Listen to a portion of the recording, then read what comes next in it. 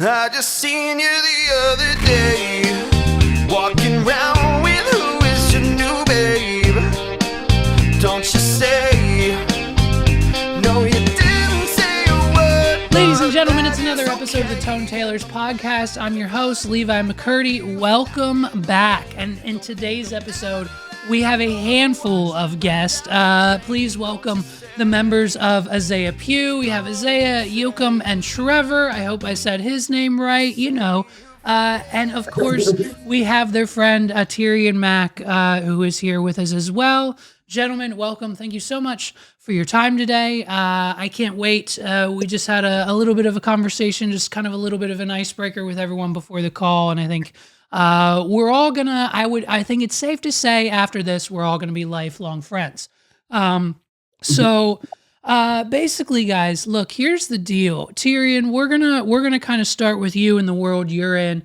Essentially, when I was doing research for this episode, trying to come up with some questions, see what you guys are all about, the socials and everything, Terian, every single page that I clicked on for you led me to another business, another organization, another group. You have, I think, much like me, no less than like 18 different things going on at a time. Is that correct assessment based on what I found?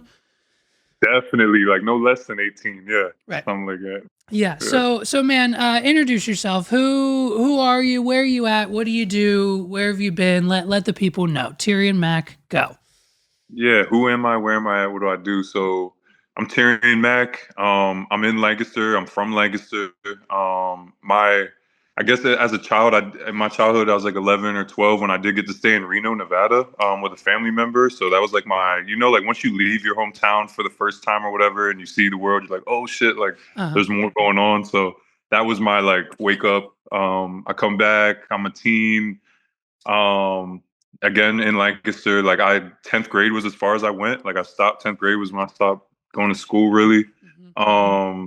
And then just kind of turned into hustling, like and just like getting money however I could really, So I had some ups, some downs. I did some things the good way, some things the wrong way. So I just always wanted to work. And then I had kids young too. So I have two kids. My oldest is 12. I had him, well, I didn't have him, but we had him when I was I was 20.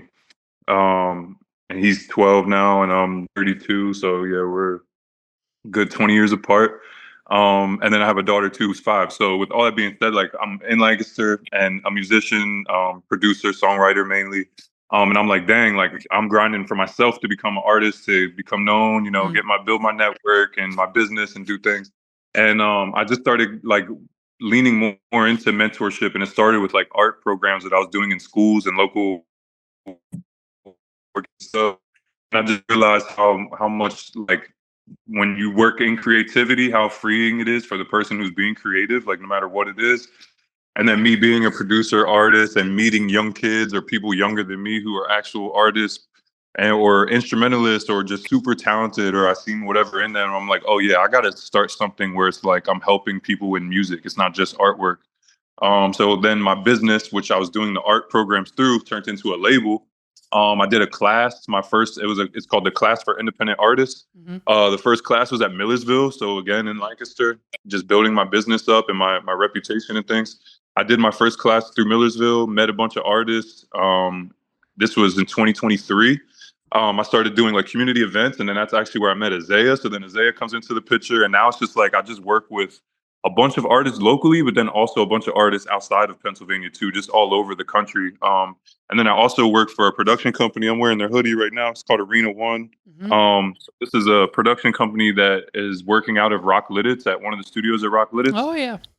And it's going to be just really like next level tech with live entertainment. So people will perform in movie theaters and it'll display like live or they'll perform here at Rock Lidditz and it'll display into movie theaters live, like globally. Yeah. So I'm just working like all the levels of local scene to regional, even like there's some regional artists I'm working with, and then at the highest level with the production company. And really just everything I'm learning, I trickle it down into the people I work with. So yeah, that's how I got to here. Azayah I met through doing this work, setting up events. I think like he might have just signed up for one of the events I did. And I'd had no clue who he was, didn't even really do anything. I just answered back like, yeah, man, show up ever, come do whatever. Like, that's just how I am with everything. I'm like, yeah, everybody's welcome. Yeah, pull up. He pulls up, has a band that's super dope. I'm like, yo, they're young. I think when I met, he said something about being in Millersville.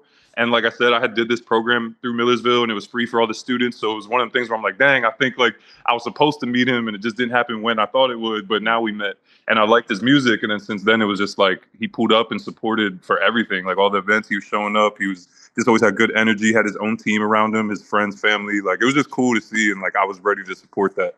So that's how we got to where we are now. Okay. And yeah. Cool, man. Cool. Yeah. So what is Larger Than Life? So Larger Than Life is the business I started about 3 years ago. And like I said, I started this where I was really just recording because I'm an engineer too. I work in Pro Tools. So I was recording like local rappers and then also like DJing or hosting events for like local schools or community events. So I started an LLC, Larger Than Life is what it was called. So then from there, Larger Than Life just turned into a label that I'm like spearheading. Like I'm going to lead it. I'm going to take it everywhere I can go. I got a publishing deal with United Masters a year ago, actually. It'll be a year in March. Got a publishing deal through them and and I got some sync placements. So certain things I've learned through the deals and through questions I've asked and things through going through there. Like I'm just trying to give that knowledge to whoever's under this Larger Than Life wing of shit that I do. So yeah, that's Larger Than Life is business and now label and I guess all around creative agency. And you started grinding young. When would you say, around what age did you discover just music and kind of that industry? Was that always a part of your life, or when did that come in? So it's actually funny. Like, are you from Lancaster? I'm from York. But Central PA. So I'm fully aware of Lancaster, but Lancaster culture, yeah. So do you know what the Chameleon Club is? Like you heard of that, right? Of course. All right, cool. So Chameleon Club, I had a family member that was like, knew people in the city or whatever. And I was making music when I was like 14, 15, just like recording, I don't even know, like audio recordings, like playing the beat out loud and then rapping over it and then audio recording it on a phone. And we had a family member that had like a studio and stuff. And like, he actually got me booked to open up for, I think it was like Sam Adams or somebody like that at Chameleon Club, like years ago. And then from there, it like put something in me where I was like, dang, if I record music and like just let everybody know what I do, like I could really do this. So I'd say like 14, 15, I started like recording music independently. It obviously wasn't like professional or in studios, but it was like however I could record. And then I just was like, just trying to create opportunity for myself since then. Really. It's so funny. We have similar stories there. And towards the end of high school and early college days, my good friend of mine, one of my business partners now, his name's Justin, and he was a rapper for a while. And not only we used to make music using Windows Movie Maker, and we would just layer our vocals on top of each other to get that little bit of echo reverb effect. And for like the first couple mixtapes that we put out, it was straight Windows Movie Maker, which then got us an opening gig for some other rapper from Florida that I think he might be dead now. And so we were at the Chameleon Club too. I had no business. I had no business being a rapper's hype man on the stage at Chameleon Club, but I like to say that I know artists from Central PA that haven't been on a stage like that in their entire career, and we all were, you know what I mean? So, hey, that's awesome. All right. So, Azayah Pugh, you guys, when did this band come together? Is this new for you guys? A couple years, maybe? So, 2023, it started as a solo project, hence why it's my name, Azayah. But it kind of was just like I'd been doing like covers on YouTube and just like recording myself with like a horrible mic. And then I had some songs that I like started writing, and I was like, why not share this with whoever wants to listen? So I like got a good mic and got good equipment, somewhat good equipment, and I was like, let's finish these songs, record them, produce them, and get them out. And that was my first album, Change, in 2023. so original music I've only been doing since 2023, and then slowly kind of built the band around it. So was it either later that year or beginning of 24? My brother joined me on guitar, and then there was an event we were doing in Ephrata, Pennsylvania, and my best friend Trevor was like, "Yo, can I hop on that one song on bass?" I was like, "You play bass?" And he was like, "Yeah." And then it was like, "All right, well now you're in the band." Love it. So lead vocals, guitar, and bass. Yeah. Cool. Do you have a drummer? I got a laptop. No, backtrack. No, that's no. We are actively looking. Yeah, so and that's would love a drummer. We just one of our instructors at Tone Tailors, she just did the podcast, Bridget. She does the same thing. She doesn't, have all the band members, and so she plays her backtrack for things that they for what they need.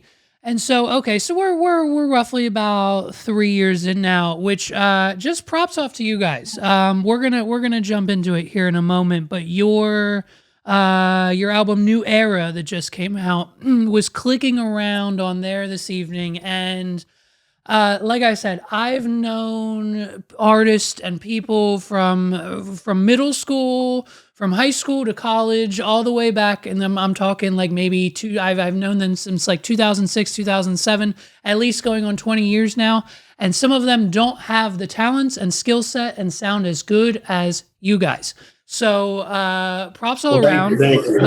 It is trust me when I say we did a Tone Tailors Battle of the Bands thing a few years ago, and just even that was even eye-opening, because you could not imagine the sounds that have been produced from some bands in your small town. And I'm not knocking anybody, you know what I mean? To each their own. It's just my personal opinion. But at the end of the day, great sound coming from you guys, and that says a lot. Rock and guitars isn't my first genre, but I do appreciate a little Godsmack here and there. So I understand.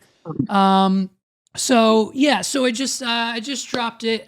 New album out now, streaming everywhere. It's called New Era. Yes. And is that named? Does that come from just you guys coming together from solo to a band? This is the new era of you all. It's a little bit. Or It's Taylor Swift fans? Is that where we are?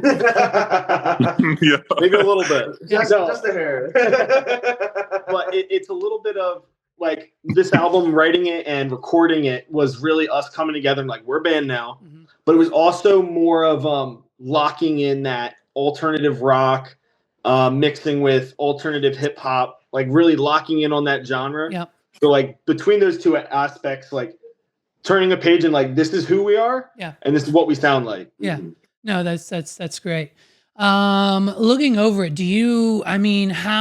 whose decision was it? I mean, your first kind of album together in a world of 2026 where like 8 tracks is the norm on like a Lady Gaga album, you guys are hitting it with 23. Some are shorter, obviously, interludes, whatever it may be, but I mean, 23 tracks is, I don't think Drake puts that many on his, you really gotta munch through it. Yeah. You gotta find the time to sit through it. But, it was kind of the creative decision. Like we knew going into 2025 that we wanted to be consistent, releasing a single every month. So every single month of 2025, we had a new single come out. And then we, on top of that, compiling the album, we were like, well, we don't want to be that band that drops an album. 12 of the 13 songs are already out. Yeah. We were like, well, we like really grinded, wrote music, wrote the lyrics, and recorded it, and we were like, this is the new era. This is our sound. And so that's why it's not just like, an 8 to 12 track album. We're like, it's gotta be big.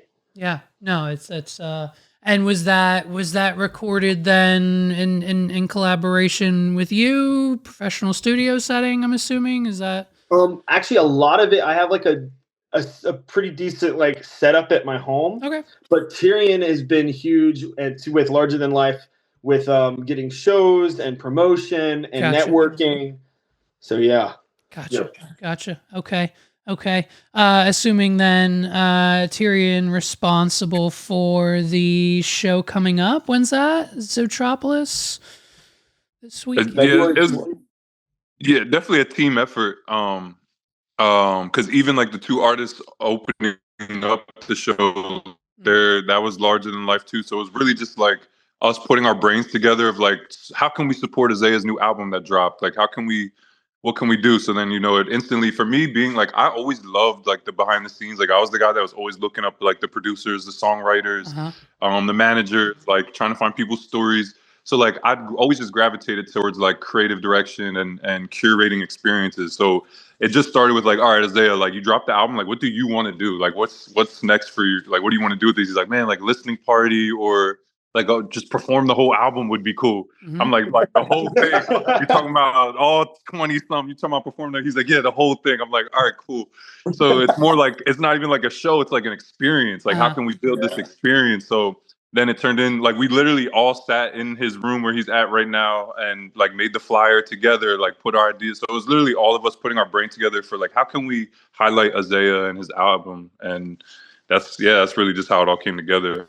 I guess like I have a relationship with Zoe because I've done multiple events there. So again, like I said, I just use my resources and my connects to help the artists that I see something special in. So once I knew he wanted to do that, I was like, all right, yeah, we can set something up at Zoe, and then hit up Zoe. They're super down for it. And then we end up, I think Azayah might have reached out to Making a Mockery, which was like not part of the original plan, but it was so genius because the sounds aligned, and then it ended up being like one of them small world moments where like I know the lead singer of that band and just didn't even know it. Nice. Yeah, so it's like, wow, this is all just supposed to happen. So that's how we got to this point. Well, and you kind of touched on it there, and I was gonna ask you guys like how are we prepping for that show? Like, are we doing like the whole album, or are we making a set list of like the top 10 or whatever? But so are we? Is that the plan? All 20, Yes. the whole album? Yeah. From start to finish, it's been a lot of practice. Even though like we knew most of the songs, it's just like getting it down, playing it straight through, twice a week. And then on top of that, we threw in another friend of ours. Just for this show, he's going to be playing secondary guitar. Okay. So for him, it's like learning 23 tracks in a month. But like we just finished up practice like an hour ago, and like we're locked in. So what's interesting to me here is, boys, that you have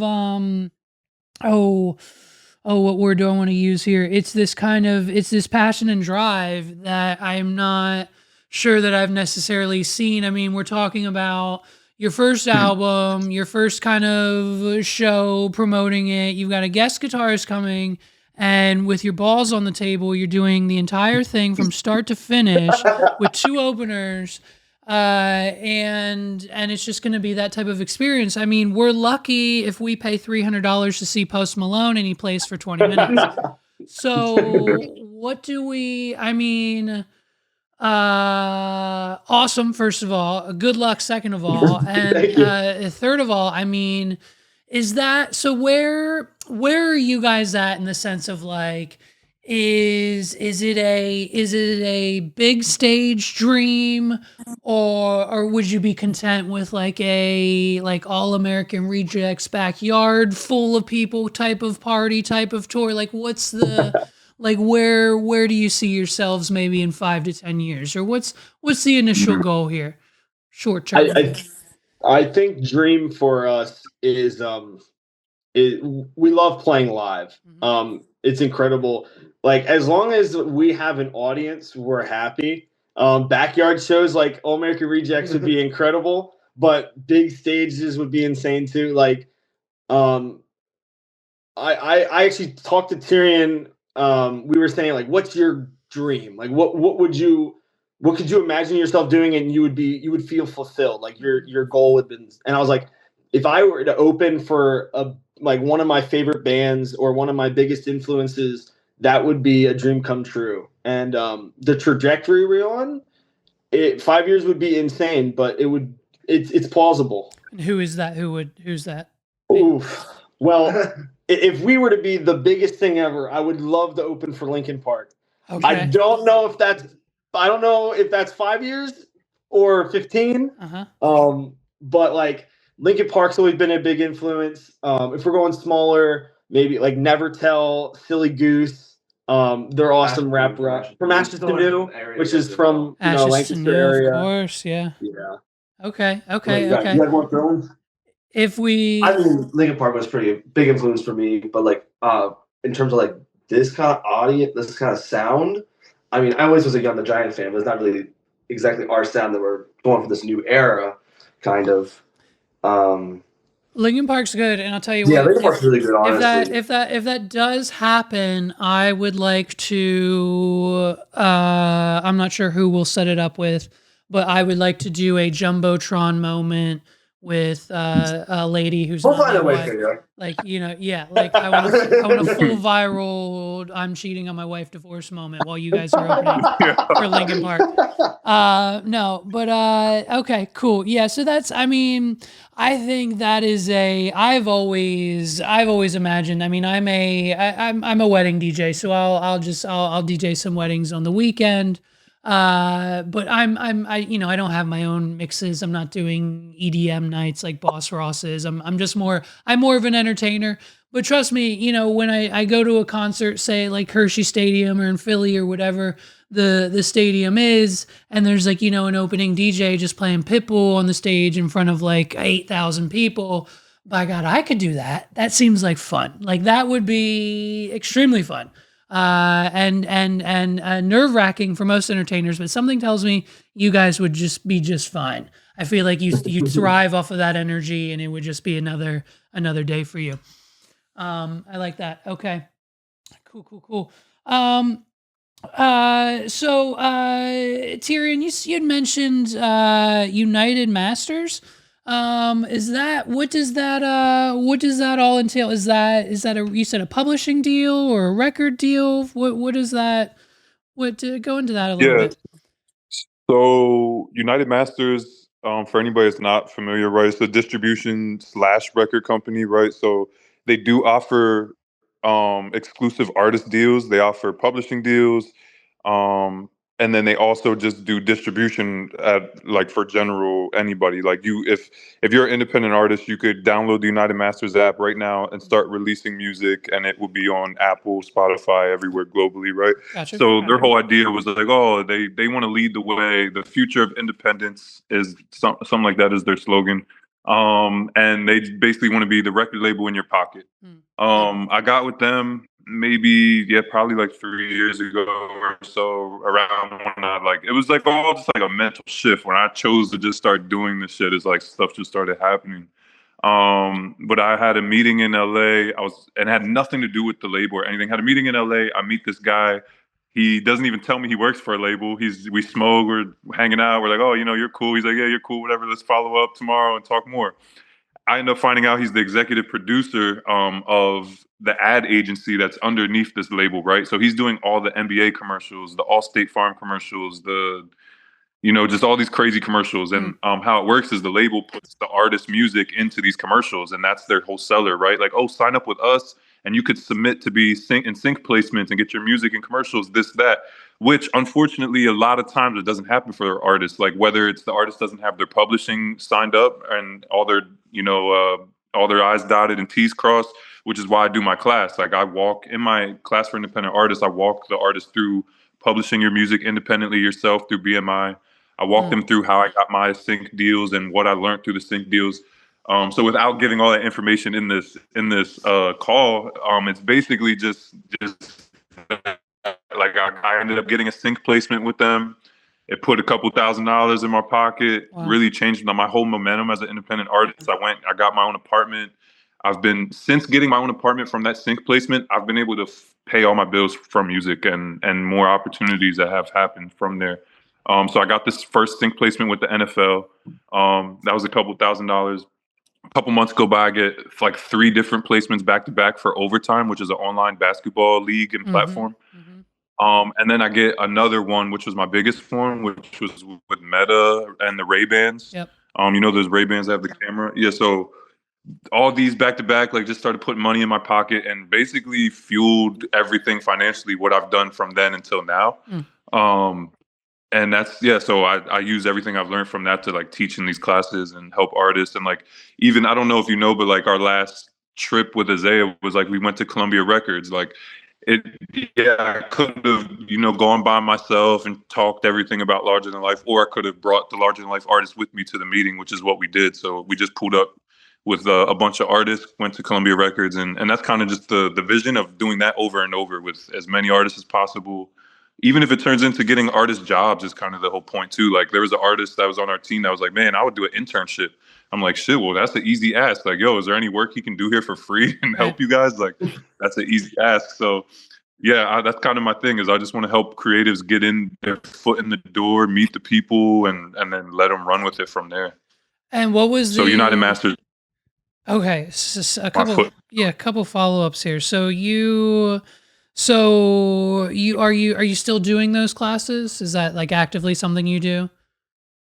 Yeah, I just had a meeting today. Our next one, I mean, it might be oversharing right now because it's not 100%, but I'm talking with Drexel University right now about doing the next one. Cool. And then it's funny, I had an email today that's like, because of all my work through United Masters, a student from Howard University came to my class. Our last class was at Rock Lidditz last year. Mm-hmm.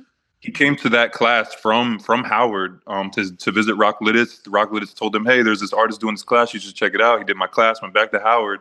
Now his professors at Howard are having me like host a panel with United Masters.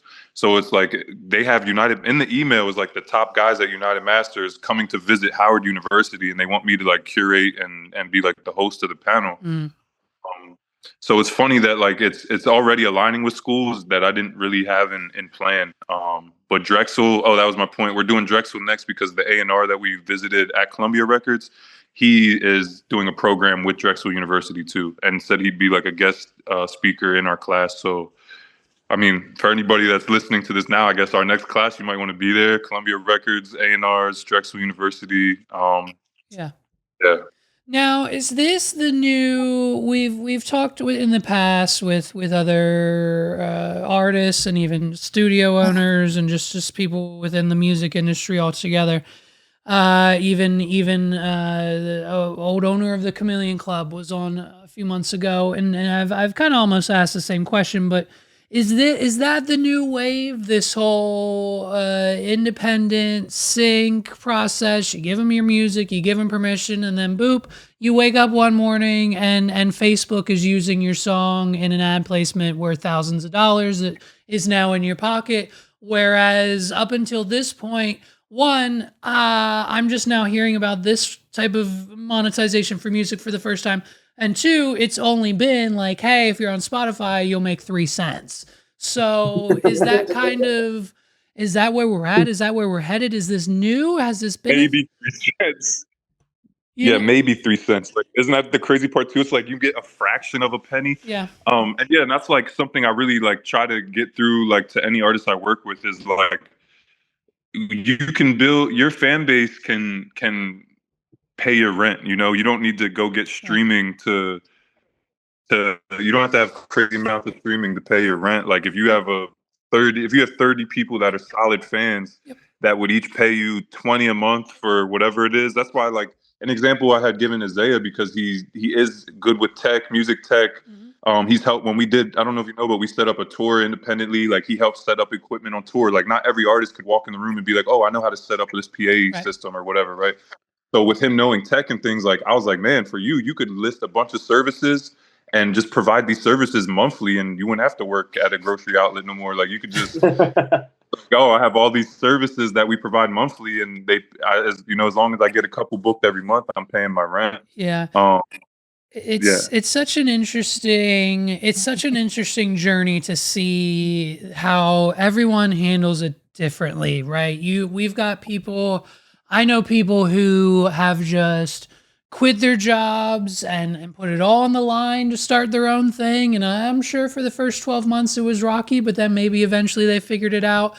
And then obviously, we see people like on Shark Tank asking for millions of dollars for 5%, but they still work a full-time job at the hospital. So it's just this very interesting kind of catch-22 if and when you decide how to go through that. And I mean, it's essentially the same thing that I've been doing. I mean, I started my own personal podcast going on 221 weeks ago now.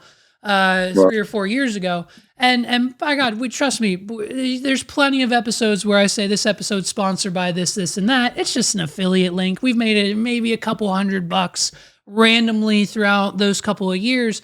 But I took the skill set, learned it. Now I'm doing 2 others professionally, and podcasting pays my mortgage. I mean, it's also not just like the experience part, but also just like we just love playing music live. Right. So just like having the fun of going to, like around the East Coast of the United States and just jamming with not only like people we know, but like other artists as well who come to the open mic as well. So right. Connecting with those people. Dope. No, that's cool. Where have you gone? Like where's the farthest you perform from Lancaster? Man, they go everywhere. They're everywhere. So it's crazy. With Terian this past fall, we went all the way. We went to New York, and we played a bunch of shows all the way down the East Coast to Atlanta. But crazy last spring, I had the opportunity of unfortunately, it wasn't the whole band; it was just me. But I had the opportunity of playing in Tokyo, Japan, which was insane. Like, what the heck? Insane. Okay, multiple follow-up questions now because of that. One, why? What was it? Was like the Rehod Comedy Festival? They're trying to make a culture of American bands over there in Tokyo. So Trevor and I always wanted to go. We were supposed to go back in 2020 just to spend a week and just tourism. Yeah. COVID ruined that. And we were like, oh, we're going to go back. And it was just like, yeah, sure. And then all of a sudden we were like, all right, let's plan it and just do it. So we scheduled 2 weeks. We're going to go to Japan and we'll spend a week in Tokyo. And it was crazy. I'm still working full-time now. And I was at my full-time job. And there's this, my assistant at work she used to be an assistant manager for a rapper.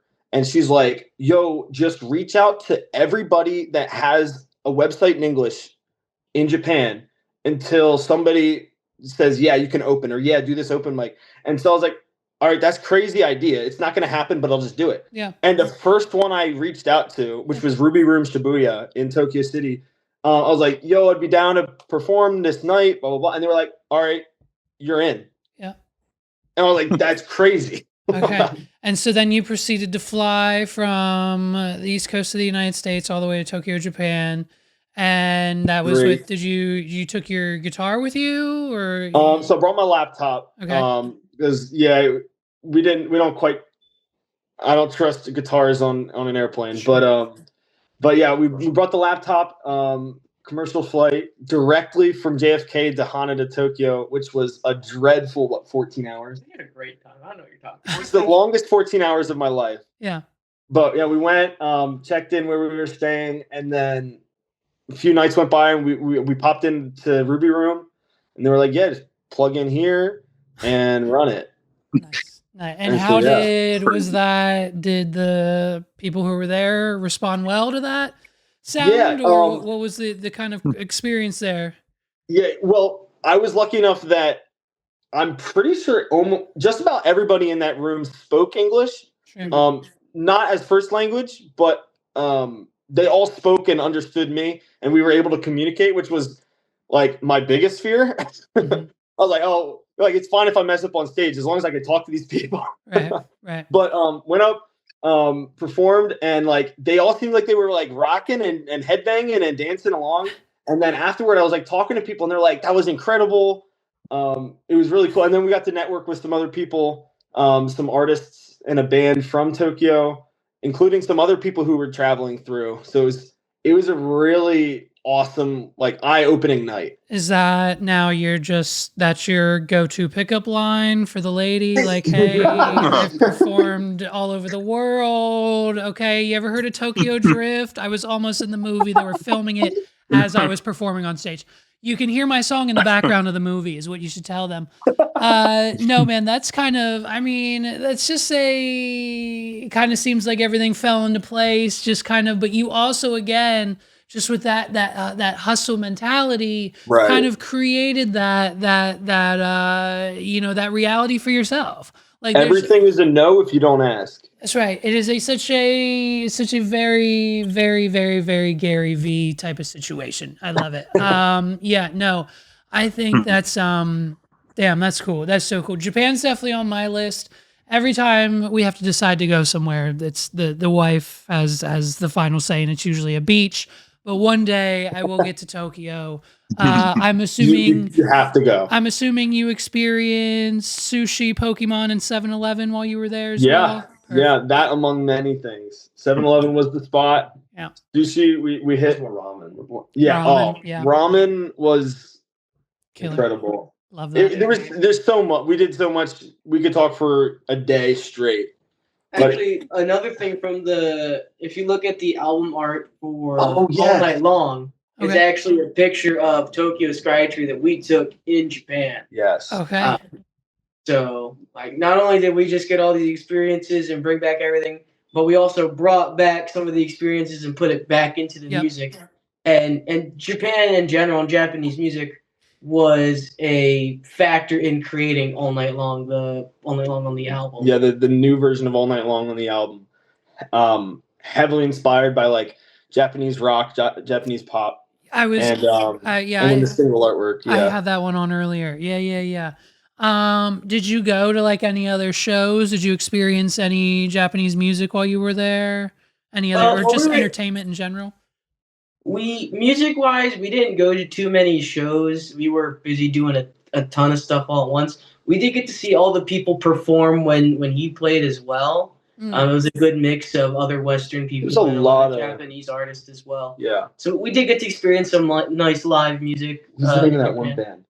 Bents. that was a band from Tokyo, and they were incredible. And they were young. It was their debut show, so it was really fun seeing them. They were cool. But yeah, we didn't go to too many other live music events because by the time music's going on, we were dead from walking miles and miles every day. We did get to go to a lot of music stores. I think we went to like 10 different music stores. We hit a lot of music stores. Went to the Fender flagship store in Tokyo. It was really cool. So wow, that's cool. Okay, I'll have to JP. I'm gonna tell JP that there's a Fender building in Japan, and maybe he'll just pay to send me there, and then I'll just take a picture and do what I want to do the rest of the time. Yeah, that'd be fun. Right. All right. Terian, you had mentioned earlier you've got about 14-ish, 15 plus years kind of in the music industry, in the game a little bit. From back then, your teenager to early adult years to especially now, what what shifts or changes have you seen in the music industry, whether it be like the way you just, obviously we know the way you distribute, and the record deal is obviously with United Masters a lot different, but anything else you can just kind of touch on from maybe when you started out to now, from going from, I don't know if maybe you used any type of analog to convert to digital back then, or just maybe anything that you've experienced is a transformation from early 2000 to mid 2000s to now here we are in 2026. No, that's a great question. I really haven't thought too much about that. Cause I mean, I'm big on like, I don't know everything. Like if anything, I barely know anything. Like like Rick Rubin, how he's like, man, I don't do anything technical. I don't even know how to I don't know how to do anything. I just saw that meme today, and the caption was vibe coders when their website breaks because they're just talking to AI. Like I was just doing a few hours ago, and we're gonna get to AI in a second. But yeah, okay, yeah, no, Rick Rubin, right? You just know, and you kind of do it, right? So yeah, I'm just like I went out to eat with my grandma yesterday, and I had just told her like I'm a professional at following my heart. Like so I'm just so good at like if I like something and I know I like it or I know it feels good, like I'm just so good with my intuition and my feeling.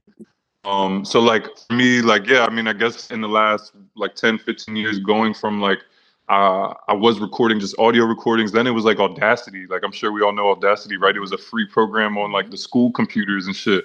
Like, man, I was making beats in Audacity by like sound biting a drum, pasting it over and over, and then copy and pasting like a synth loop. And like just I was making beats through there, and then I would rap, and I was like, oh, I got something. And then it went from the first time I got Pro Tools, I honestly haven't left it since. Like I work in Pro Tools to this day.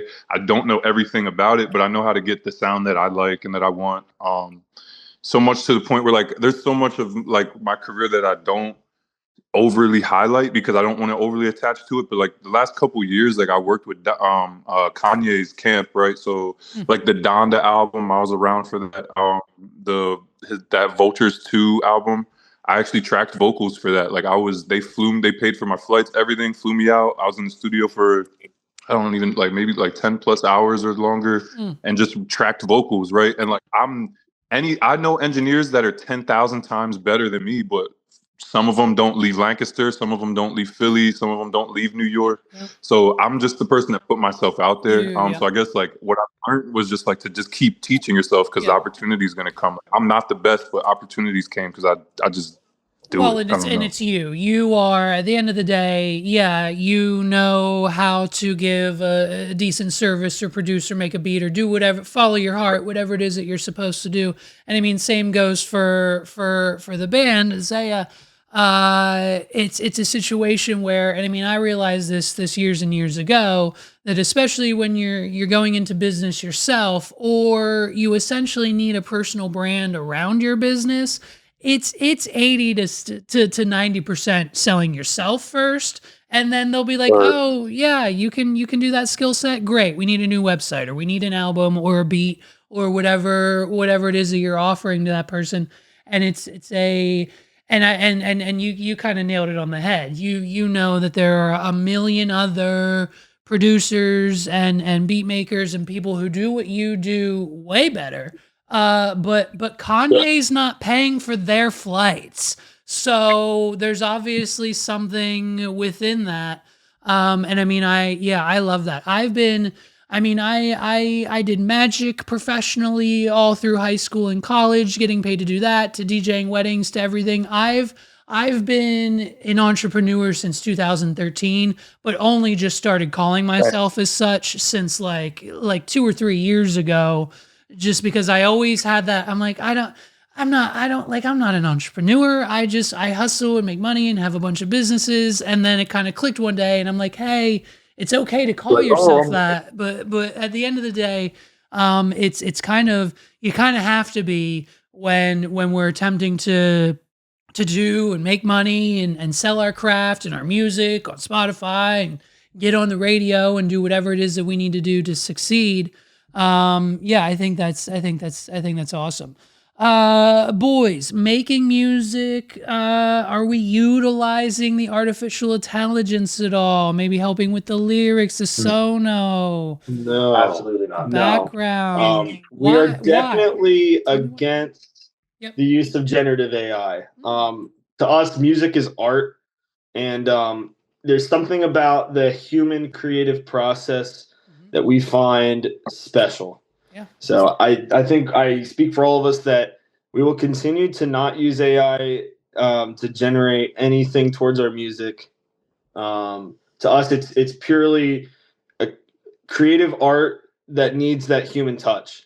And if it's not perfect per se, it's part of the art. Exactly. Right. And what we create is uniquely us in that aspect as well. Right. Okay. No, that is a perfect answer.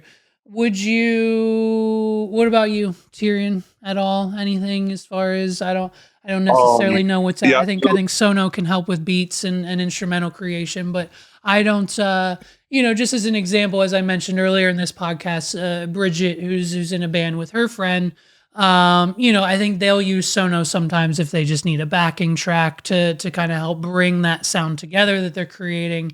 And just not necessarily putting all of their vocals and their guitar stems and their drums and everything and making it this 1000% AI computer generated song that's probably sounds really good, but it's kind of hot garbage because we all know it's AI. But even just like a little smidge to kind of just bring it all together is interesting there. But obviously we each have to each their own. Everyone's process is different. I always just like kind of seeing where everyone's at, especially, you guys you seem to be on the younger side. So it's quite interesting to see what generations and what type of bands and artists are utilizing the AI and the tools available versus those kind of old souls like you guys who have determined that this is our art. And if it's not 100%, well, so be it. We're not perfect. And yeah, guess what? Neither is Youngblood, neither is Lady Gaga or Metallica or whatever bands we're listening to, even though they sound pretty perfect. But at the end of the day, yeah, you're absolutely right. I'm sorry, Terian, I feel like I cut you off there. Any Oh, you're good. any AI in your It was cool creative to hear that. process? Yeah, no, you're good, and it was cool to hear like what you said about Bridget. Because I just found out what Suno is. Like, I didn't even know what it was 2 weeks ago. Like, I just found out. I still haven't used it, and I think it's hilarious that they're like how their ads online are like people talking shit about it. Like the ad I seen was like somebody like, "Oh man, they say Suno isn't real songwriting or something." I'm like, "What is that?" And then I see it's posted by Suno. So it was like cool. Like I get what they're doing. Like they're clickbaiting people to check it out, and then you're like, "Oh, it's like a helpful tool." When it comes to creativity and music, I don't use AI, but yeah, I use AI a lot for like I create pitch decks and shit. Like that's how I get a lot of ideas across. So like when to get the class at Rock Lidditz, right? Like the Academy of Live Tech is a new school that's based at Rock Lidditz now. Like Rock Lidditz before was just a campus for production companies, right? Yep. It wasn't educational. Last year was the first year that they now have it's the Academy of Live Tech. I sat down with the professors there and like had to present. I presented 2 different pitches. Like I made one pitch for the class and then was like, man, you know what? I'm gonna make a whole second one just in case the first one doesn't feel confident or whatever. So I made 2 totally different pitches and like I use AI to like I'll put my data into like ChatGPT and like say like what I want to portray through the pitch, and then I'll like take pieces of it to create my pitch. So I use it like that. But when it comes to like music or art, I don't use it at all. And like I'm such a like when it comes to songwriting, because I'm a songwriter really. Like I have songs that are out that I wrote that other people put out like on labels, stuff like that. And it's just so funny because I don't write anything. Like I don't write even in my notebooks and my notes on my phone. Like I don't write lyrics at all. I freestyle everything. Like I just kind of like I'll mumble to get melodies, and then within 5 minutes I have the song. I have what the song's going to be about and what I'm going to talk about, That's cool. and the melody. So yeah, I don't even like I don't need AI for any of that. Like I don't ever have like writer's block. It's like I can just I'll get inspired as soon as I hear a beat or something, or like you could even like Azayah and them, like we've been in a session before and we're like, yo, let's work on a song like together, and I'm like, oh, I like this one. Oh, I like this one. Oh, I like this one. Like every beat, I like this. Oh, I like this. So yeah, I'm just inspired like all the time. Nice. Azayah, I had a question for you, and then it just escaped my mind. Here's a follow-up question that I just thought of. Hopefully it'll come back to me. But is there are you guys, do you have like a crazy back catalog? Like when making this album, did you like decide not to put 30 or 40 other songs on it, or are we at that level yet? I have a little bit of a back catalog. It's not a lot. The stuff that we're kind of more in love with are like parts of songs. I do have maybe it'd be a stretch to say an album, but maybe like almost an album worth of back catalog it's not mixed or mastered, but it's fully written, recorded, and produced. But I don't even know if it'll ever see the light of day. Of course. Okay. There's always ideas as well. Right. Like you have like bits of ideas. Like that could be this could be a chorus. That's funny he says that. Yeah. Because we have a interlude / breakdown track on the new era called Torn. And it actually started as like a breakdown for a full song.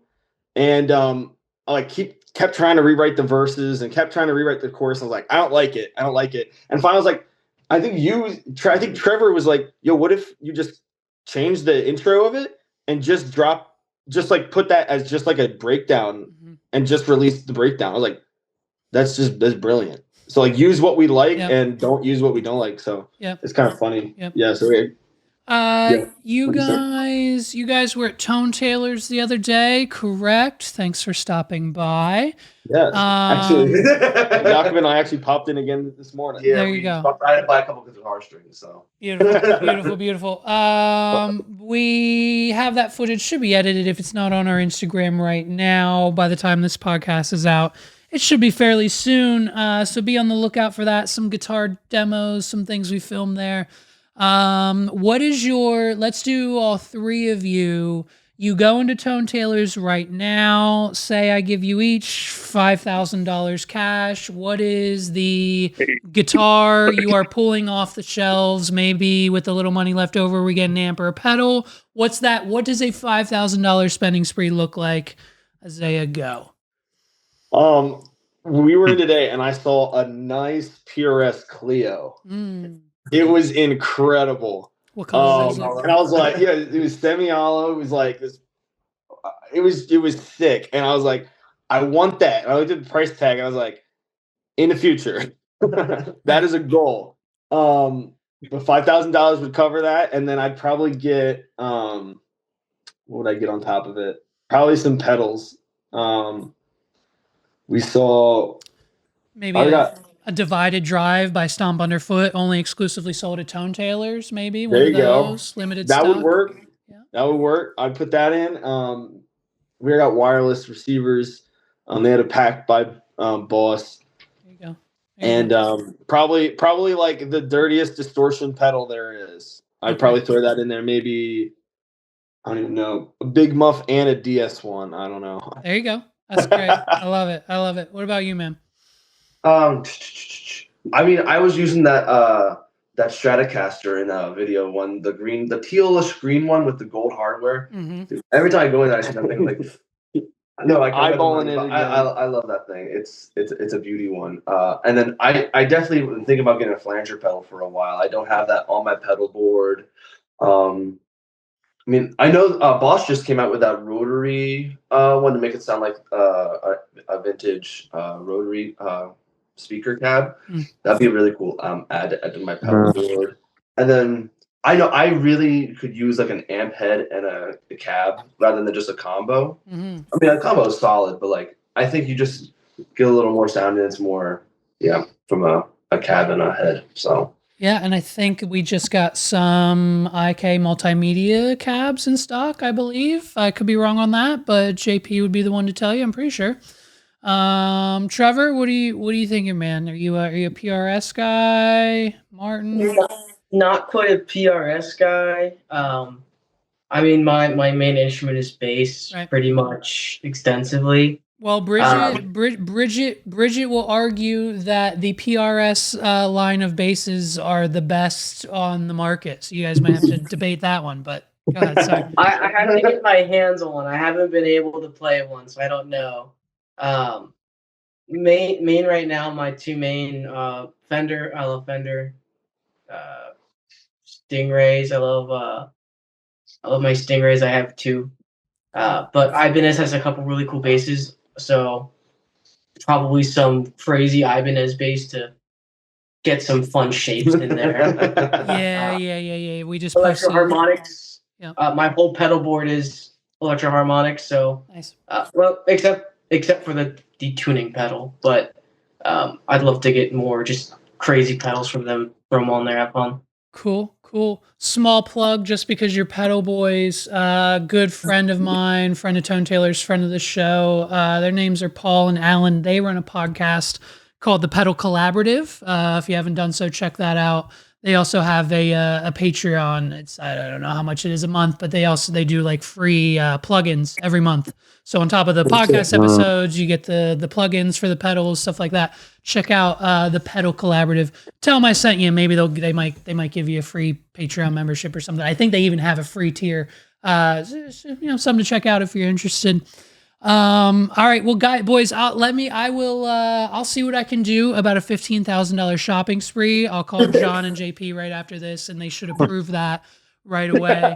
Terian, do we need $5,000? That's gonna be some great content. Yeah, no, I think what we need to just find a sponsor. It's like a Linus Tech Tips $5,000 home tech makeover, but it's a $5,000 band member makeover. That would actually be kind of dope. And maybe we'll reach out to some people and see if we can make that happen. That might be fun. Okay, Terian, you spend it. What are you buying at Tone Tailors? Are you an instrument guy?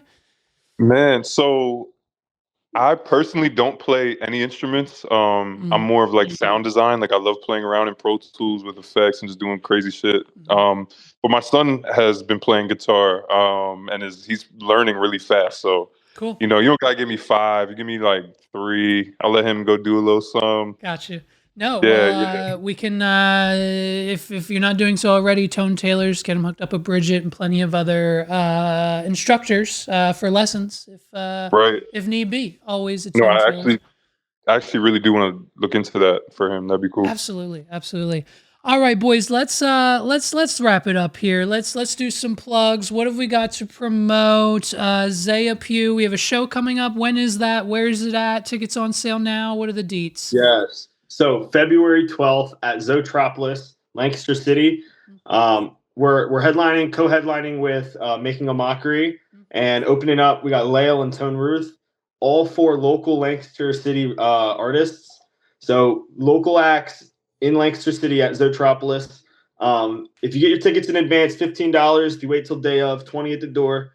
But it's going to be a big show. Like I said, we're playing the whole length of the new album. And we actually just picked up the new merch drop this morning. Nice. So we got brand new merch for the merch table.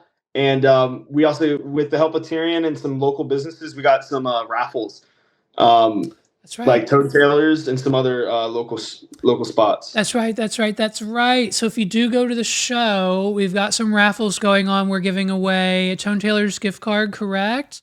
Teamed up with the grocery store. It's so interesting. I'm gonna give you props for this one. When I saw that on the Instagram, I was like, groceries, interesting choice for a rock kind of show. But then I thought, it's 2026. Everything's through the roof. I would love it if I came home from a concert or a Post Malone show and he said, "Hey, here's $100 for your groceries." Well, then I'd be ecstatic. It's perfect. I love it. That's perfect. So raffles, new merch is going to be there. The show, Zoetropolis, February 12th. Get your tickets. We're going to have all of your social media links, ticket links to that show, everything down in the description below. Terian Mack, sir, where can people find you? What have you got coming up? What do you want to push, promote, plug? What do you got? Yeah, I guess to add to the show, like this isn't a normal show. Like it's going to be a whole experience. They kill it live any other time, but to see them put their whole project into one show is going to be like a real experience. It's going to be dope. Yeah, I guess, like I'm just going to keep pushing, like support local businesses and local artists. Like if you're not supporting Azayah, like support a different local artist. If you're not supporting Tone Tailors, support a different local business, but get out there and support local business and art. And I guess for me, it's like just follow Larger Than Life. It's largerthanlife.culture on Instagram. That's really it. And for myself, it's Terian_Mack on Instagram. And that's really it for me. Love it, bro. Okay, well, Ladies and gentlemen, thank you so much for joining us. Another Tone Tailors Podcast episode. As we have mentioned numerous times throughout this episode, links for the boys, Terian, our shop, the website, everything you need from Tone Tailors to tickets to Lancaster and the local music scene can be found in the description down below, tonetailors.com, and of course on everyone's perspective pages. If you haven't done so, hit like, subscribe, you know the deal. Thank you, gentlemen, for your time this evening. It's been a great journey getting to know you. I cannot wait to hopefully one day meet you in person, be at a show, maybe attend a class. And of course, whenever those things are happening beyond this, please let us know, DM us, and we will, of course, be promoting each other as we continue this journey through the central Pennsylvania music scene and just kind of inevitably doing, at the end of the day, what we want to do and being professional heart followers. Last question, and then we're out of here. Azayah, when are we quitting the grocery store job? That's a great question. End of 2026? That would be incredible. All right, let's make it a goal. Let's make it happen. Let's get you out there. We'll get you back to Japan. Let's do a whole intercontinental tour. Let's just hit Germany. It'll be real cheap to go to, like, I don't know, like the Ukraine right now. Like, we'll get you in everywhere. We'll get you in everywhere. Ladies and gentlemen, thank you very much. Tone Tailors Podcast. Peace out, everybody.